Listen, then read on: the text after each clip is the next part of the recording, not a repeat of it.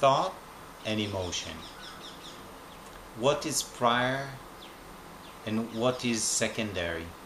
What's the cause, what's the effect?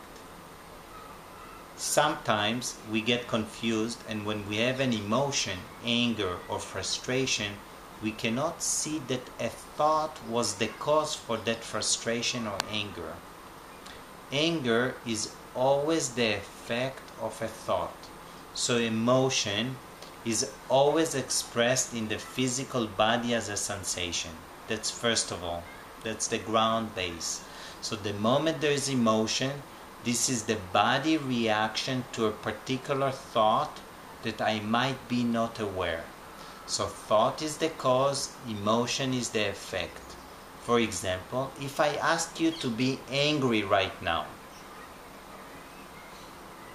in order for anyone to be angry right now, they have to go back to the memory and remember something that got them really angry, and that would bring the anger in that moment. Also, laughter. If I ask you to laugh, or if you start observing what triggers laughter, is always an image that appears really quickly in the mind consciousness. And that image is the trigger for laughter.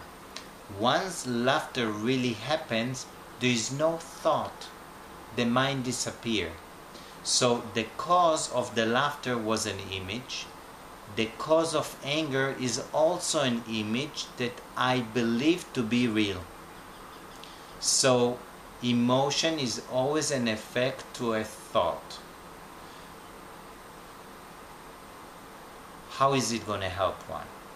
First of all, the moment one is emotional, angry, frustrated, jealous, one has to examine which thoughts are causing him to feel that anger, which thought caused him to be frustrated, which thought caused him to be jealous, because without the thought he wouldn't have no anger, no frustration, no jealousy. So an emotion is like a reminder, an alarm clock. Hello, wake up, take a look inside yourself and check which thought you identify with and you believe them to be real. Once you have an emotion and you can find which thought are causing this, now you have to examine the thoughts themselves, discriminate them, and see if the thoughts are real. The moment you can see the thoughts are not real, basically you undoing the cause and not the effect, which is the emotion itself. So this is thought and emotion, cause and effect. The moment we work with the cause and we undo the cause, we would not have any more definitely negative emotions. So we start first with the lower emotions, the negativity, and then all the rest happens by itself. The moment you're working with the thoughts and you're working with the cause, then you would start to notice that less and less you become angry, you less become frustrated, you less become jealous, because these thoughts are not running your life anymore. You don't identify with them like they are real, and you start to realize that the thoughts are not even who you truly are, because who you are is the silence from within.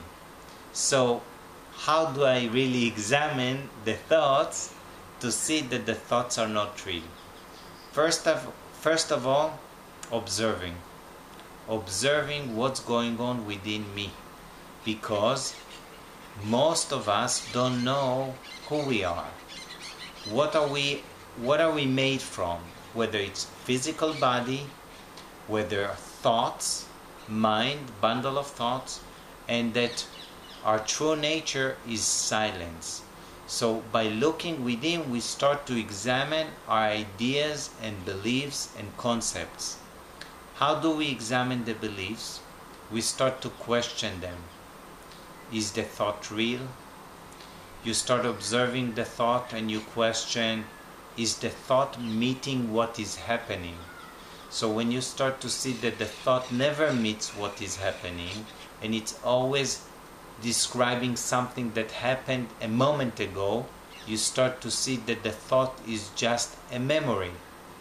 And if you start to look at the memory, you can see that every memory is something that you imagine right now. A memory describes something that is not happening right now. So it is just like a dream. So the moment you start to discriminating the thoughts, and I'm not going to go into how to do it at this moment, I will expand on it later with other videos, then you would start to see that first of all, what you think to be real is not real. Or you start to question, wait a minute, is my mind real? Is a thought can be a real entity? You start observing an idea, or you start observing that the past is just a memory, and you start observing that what scares you in the future is just imaginary. The moment you can see that the thought are images projected on a screen, like a movie projected in the movie theater, you start to see that the mind itself is just a movie, yet it is projected on that which is real and vibrant and alive, and it is your true nature, silence itself. What the mind can come up with and say, what can I do with this silence? Yet this silence is supreme bliss, supreme peace.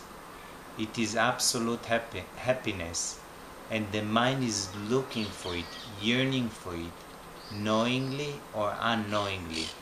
So the moment you might hear this word, this will appeal to you to start investigating your thoughts and beliefs, because they cause you a lot of pain like everyone else.